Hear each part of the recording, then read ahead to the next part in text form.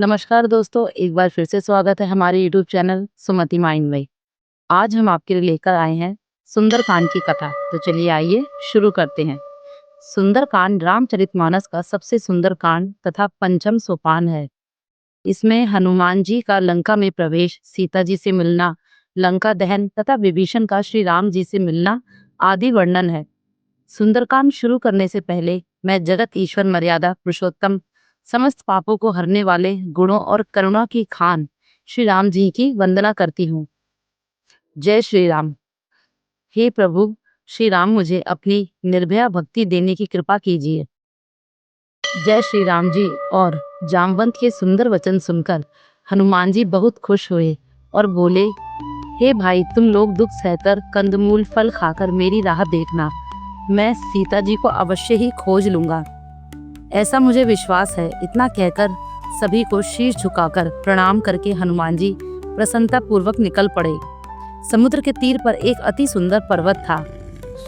हनुमान जी अचानक ही कूदकर उसके ऊपर चढ़ गए और श्री राम जी को याद करते हुए उस पर्वत से छलांग लगाई। हनुमान जी के जाते ही वह पर्वत पाताल में धंस गया। समुद्र ने मैनाक पर्वत से कहा, तू हनुमान जी की थकावट दूर करने वाला बन और इन्हें अपने ऊपर विश्राम करने दे। मैनाक पर्वत ने समुद्र की बात मानकर हनुमान जी को विश्राम करने को कहा।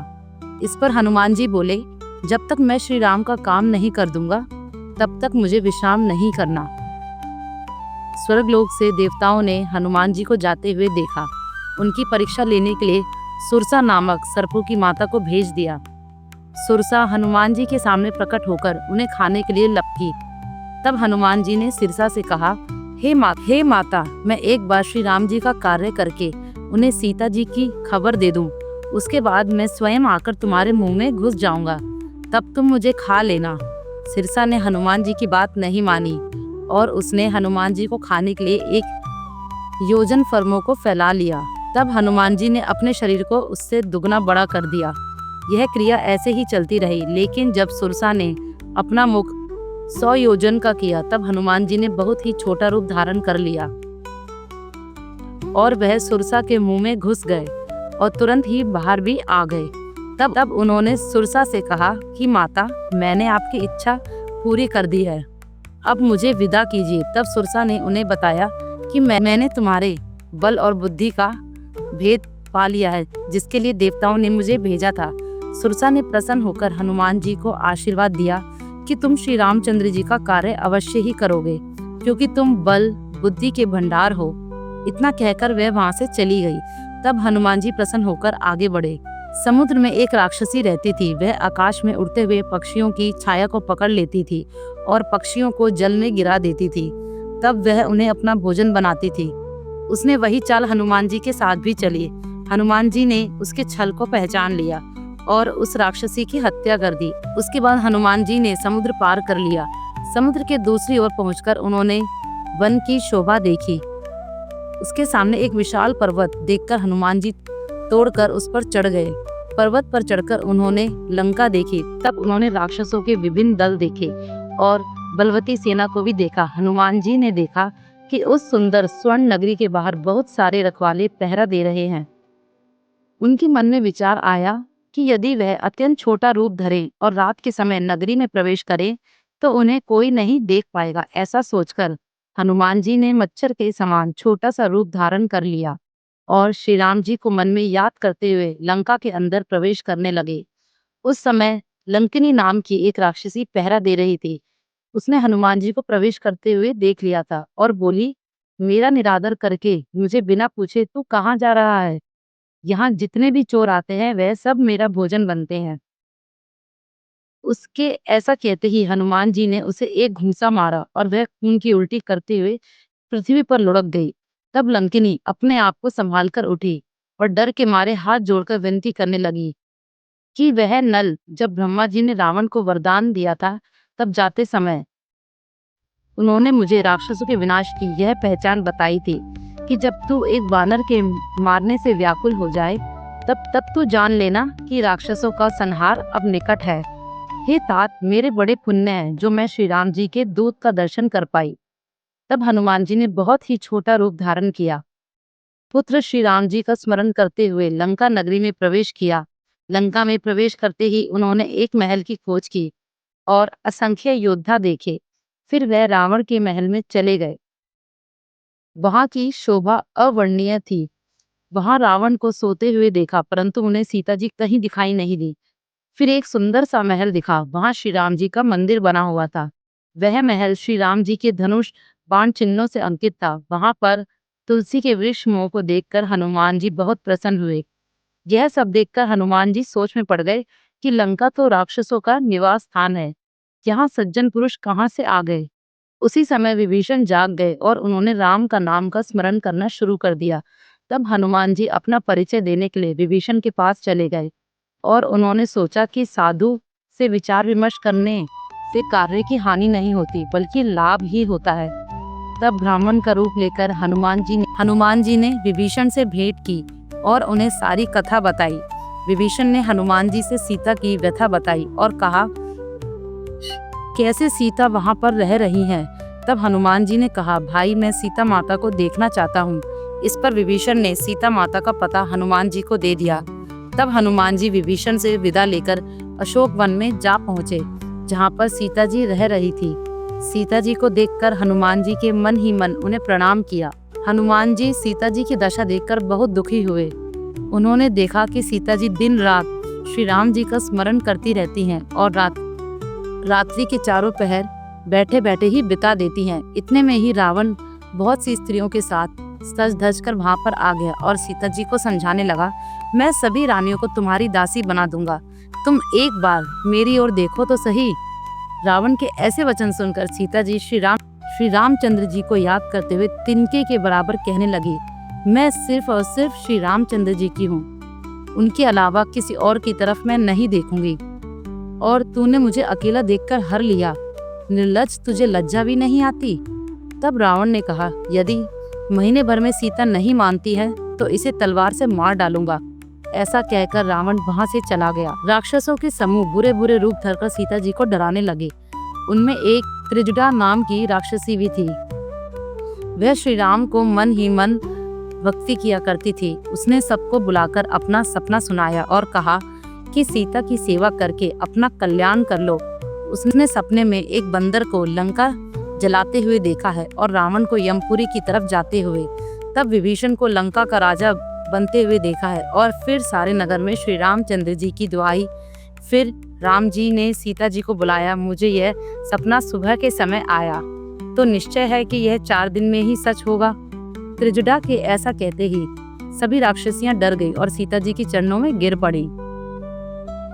जब सभी राक्षसियां वहां से चली गई, तब सीता जी ने अशोक वृक्ष से कहा, अशोक, मेरी विनती सुनकर मेरा सारा शोक हर लो और अपने नाम को शक्ति करो। सीता जी को विरह से व्याकुल देखकर हनुमान जी ने सीता जी के सामने अंगूठी फेंकी। सीता जी ने खुश होकर उस अंगूठी को हाथ में ले लिया और उन्होंने राम नाम से अंकित अत्यंत सुंदर एवं मनोहर अंगूठी देखी। अंगूठी को देखकर सीता जी के मन में अनेक प्रकार के विचार आने लगे। उसी समय हनुमान जी मधुर वचन में बोले और श्री राम जी के गुणों का वर्णन करने लगे, जिन्हें सुनकर सीता जी ने कहा, हे पुत्र, तुम सब वानर एक जैसे ही होते होंगे। ये राक्षस तो बड़े ही बलवान होते हैं। मेरे हृदय में बड़ा भारी संदेश है। यह सुनकर हनुमान जी ने अपना सोने के पर्वत के आकार जितना शरीर प्रकट किया, जो युद्ध में शत्रु को हृदय में भय उत्पन्न करने वाला अत्यंत बलवान तथा वीर था। उसे देखकर सीता जी के मन में विश्वास हो गया और हनुमान जी ने फिर से छोटा सा रूप धारण कर लिया।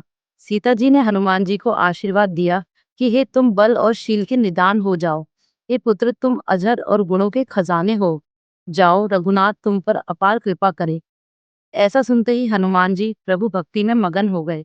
तब हनुमान जी ने सीता जी से कहा, हे माता सुनो, सुंदर फल वाले वृक्षों को देखकर मुझे बहुत भूख लगी है। तब सीता जी ने कहा, बेटा, बड़े भारी युद्ध राक्षस इस मंत्र की रखवाली करते हैं। तब हनुमान जी ने कहा, माता, यदि आप सुख माने तो मुझे उनका डर नहीं है। तब जानकी ने कहा, श्री राम जी के चरणों को हृदय में धारण करके मीठे फल खा लो। तो सीता जी को सिर निभाकर हनुमान जी वहां से चले गए और बाद में उस वन में घुस गए। उन्होंने फल खाए और वृक्षों को तोड़ने लगे। वहां से बहुत सी योद्धा रखवाले थे। उनमें से कुछ को हनुमान जी ने तो मार डाला और कुछ रावण के पास जाकर कहने लगे कि एक बड़ा भारी बंदर आया है, उसने अशोक वाटिका उजाड़ डाली। यह सुनकर रावण ने योद्धा भेजे। रावण ने अक्षय कुमार को भेजा। वह श्रेष्ठ योद्धाओं को लेकर चला गया। उसे आता देखकर हनुमान जी ने एक हाथ में वृक्ष लेकर ललकारा और उसे मारकर महाध्वनि से गर्जना की पुत्र का वध सुनकर रावण क्रोधित हो गया और उसने अपने ज्येष्ठ पुत्र मेघनाथ को भेजा। और एक ही पुत्र बंदर को मारना नहीं है, बस मारकर लाना है। मेघनाथ और हनुमान जी के बीच युद्ध हुआ और मेघनाथ ने ब्रह्मास्त्र का प्रयोग किया। तब हनुमान जी ने विचार किया कि अगर मैं ब्रह्मास्त्र को नहीं मानता हूँ तो उसकी अपार महिमा गायब हो जाएगी। मेघनाथ ने हनुमान जी को ब्रह्मांड मारा और हनुमान जी वृक्ष के नीचे गिर गए और मूर्छित हो गए। तब वह उनको नागपाश में बांधकर ले गया। सभी देवता और दिक्पाल हाथ जोड़कर बड़ी नम्रता के साथ प्रभावित हुए रावण का रुख देख रहे थे। उसका ऐसा प्रताप देखकर भी हनुमान जी के मन में जरा भी डर नहीं हुआ।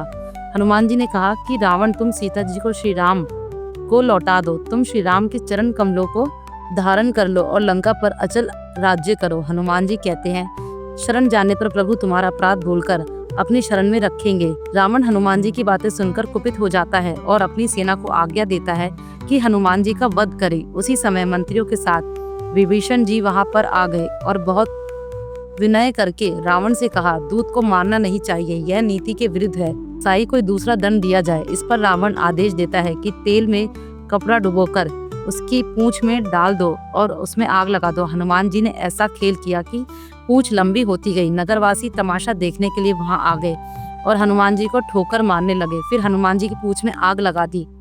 अग्नि को देखकर हनुमान जी तुरंत ही छोटे हो गए और सोने की अटारियों पर चढ़ने लगे। हनुमान जी की एक दूसरी अटारी पर चुनाव चढ़ने लगे। देखते ही देखते उन्होंने सारा नगर जला दिया। उन्होंने विभीषण का घर नहीं जलाया और उसके बाद वह पूंछ में लगी हुई आग को बुझाकर सीता जी के पास गए और वापस जाने की आज्ञा ली। सीता जी ने उन्हें अपनी चूड़ामणि दे दी। फिर वह समुद्र में कूद पड़े और छलांग लगाकर वापस आ गए। उन्होंने वानरों को हर्ष ध्वनि सुनाई। हनुमान जी को देखकर सभी हर्षित हो गए और सभी वानरों ने अपना नया जन्म समझा। हनुमान जी का मुख प्रसन्न है और शरीर में तेज विराजमान है, जिससे उन्होंने समझ लिया कि यह श्री रामचंद्र जी का कार्य करके आए हैं। हनुमान जी ने श्री राम जी को जानकी मैया की चूड़ामणि दे दी और राम जी ने हनुमान जी को गले से लगा लिया। तब श्री रघुनाथ जी ने कपिराज सुग्रीव को बुलाया और कहा, चलने की तैयारी करो। सुग्रीव ने शीघ्र ही वानरों को बुलाया। सेनापतियों के समूह आ गए। वानर फलों के समूह अनेक रंगों के हैं और उन्हें अतुलनीय बल है। तब श्री राम जी ने हर्षित होकर प्रस्थान किया। अनेक सुंदर और शुभ शकुन हुए। प्रभु का प्रस्थान सीता जी ने भी जान लिया।